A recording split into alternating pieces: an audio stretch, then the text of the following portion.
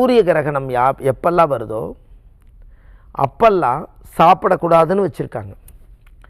அப்போ அந்த சூரியனோட பிம்ப ஒளி சக்தி இல்லைன்னா நம்ம சாப்பிட்ற சாப்பாட்டுலேயும் கூட அந்த தோஷம் இருக்கும்ன்ட்டு தெற்பப்பில்லெல்லாம் எடுத்து தண்ணியில் போடுவாங்க. நிறமாச கர்ப்பிணியை வெளியில் வரவிட மாட்டாங்க. பிறக்கும் குழந்தைக்கு கிரகண தோஷம் வரக்கூடாதுன்னு நினைப்பாங்க.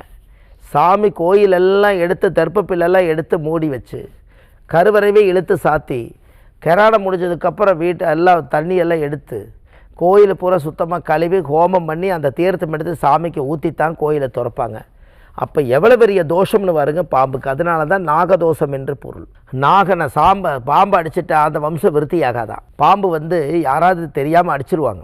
ஏன்னா அது நம்மளை ஏதாவது தப்பு பண்ணிடுமோ கொத்திடுமோ அப்படின்னு சொல்லி பயந்துக்கிட்டு. ஆனால் பாம்பு அடித்தாங்கன்னா நம்ம வம்சம் விருத்தியாகாதான். ஏன்?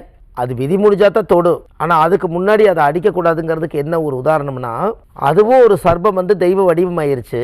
ஜாதகத்தில் உங்களுக்கு என்னைக்காவது ராகு திசையை கே திசையை வந்தால் அந்த அடித்ததுக்கு உண்டான பலன் நம்மளுக்கு அது ஆப்போசிட்டாக வேலை செய்யும். அதனால தான் பாம்பை வாழைத்தோட்டையா நாகரையா ஏதோ தெரியாமல் இந்த இடத்துக்கு வந்துட்டீங்க, நாங்கள்லாம் வாழ்கிற இடம், நீங்கள் திரும்பி போயிருங்கன்னு சாமி கும்பிட்டு மன்னிப்பு கேட்டுட்டு அது ஞானத்துக்கு தெரியுமா இந்த இடத்துல நம்மளை மதிக்கிறாங்க, நம்ம இதை கொத்தக்கூடாதுன்னு அதுக்கே தெரியுமா அப்படின்னா பாரு. அந்த நாகதோஷத்தை இவங்க வாங்குறதுக்கு விதி இருந்தால் நாகப்பாம்பை எடுத்து அடித்து அதோட சாபத்தை எச்சா வாங்கும்போது அடுத்த தலைமுறைக்கு அந்த நாகதோஷம் வரும். நிறைய பேருக்கு பெரும்பாலும் சர்ப்ப தோஷங்கள் ராகுகேது தோஷங்கள்லாம் ஜாதகத்தில் சில பேருக்கு வர்றதுக்கு என்ன காரணம்? முன்னோர்கள் பாம்பு அந்த காலத்தில் இன்னைக்காவது டவுனாக மாறிடுச்சு.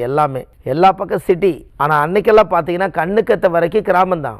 அது இருக்கிற இடத்துல நம்ம போய் வீட்டை கட்டி இருக்கிறனால அது எங்கே போகும்? அதனால அது எதிர்த்து வரும். அதனால தான் அந்த காலத்தில் கிராமங்கள் அது வாட்டுக்கு அது மனுஷனே வாடையே படாமல் அது என்னமோ புழு பூச்சி ஏதோ தவக்காய் சாப்பிட்டுட்டு அது வாட்டுக்கு வாழ்ந்துட்டு என்னையும் படைச்சிக்கிறேன் நான் இருக்கும் காலத்து வரைக்கும் வாழ்ந்துட்டு போகிறேன்னு சொல்லி அது வாட்டுக்கு வாழு. நாம் போய் அந்த இடத்துல இடத்தெல்லாம் ஒதுக்கி செதுக்கி வீடெல்லாம் கட்டும்போது நான் வாழ்ந்த இடத்துல நீ வீடு கட்டிக்கிறியான்னு அதுவும் போகாது, இவங்களும் போக மாட்டாங்க. அப்போ இது நடமாட்டம் இருக்கும்போது அடிச்சிருவாங்க. அந்த நாகபாம்ப சிலை, அதாவது நாகர் அடிக்கக்கூடாது.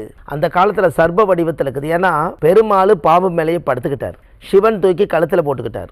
பார்வதி தாயார் அம்மா கழுத்தில் போட்டுக்கிச்சு. கருமாரி அம்மா கொடை பிடிச்சிருச்சு. முருகர் மயில் வாகனத்து பக்கத்திலே பாம்பு வச்சுக்கிட்டார். இப்படி எல்லாம் சர்ப்ப வடிவத்தில் தெய்வங்களே வசப்படுத்தி வச்சுக்கிட்டாங்க. நம்ம அடிக்கிறதுனால அந்த நாக சாபத்துக்கு நம்மளுடைய வம்சம் ஒரு நாள் இல்லாட்டி ஒரு நாள் அதுக்கு பதில் சொல்லியே தீரணும். அதனால தான் ராகு கொண்டு போய் பால் அபிஷேகம் பண்ணி குளிர்ச்சி பண்ணி அதுக்கு பால் முட்டையெல்லாம் வச்சு அந்த காலத்தில் பூஜை பண்ணி சாமி கும்பிட்டு ஏதோ ஒரு வழியில் அது நம்மளை சரி பண்ணுவாங்க. அப்போ நம்மளுக்கு அந்த முன்னோர்களுடைய ஆசீர்வாதம் நம்மளுக்கு வேணுங்கிறதுக்காக அந்த விஷயங்கள் எல்லாம் நடக்கும். அப்போ இது எல்லாமே ராகு திசையில் சூரிய புத்தி நடந்தால் இந்த பலன்.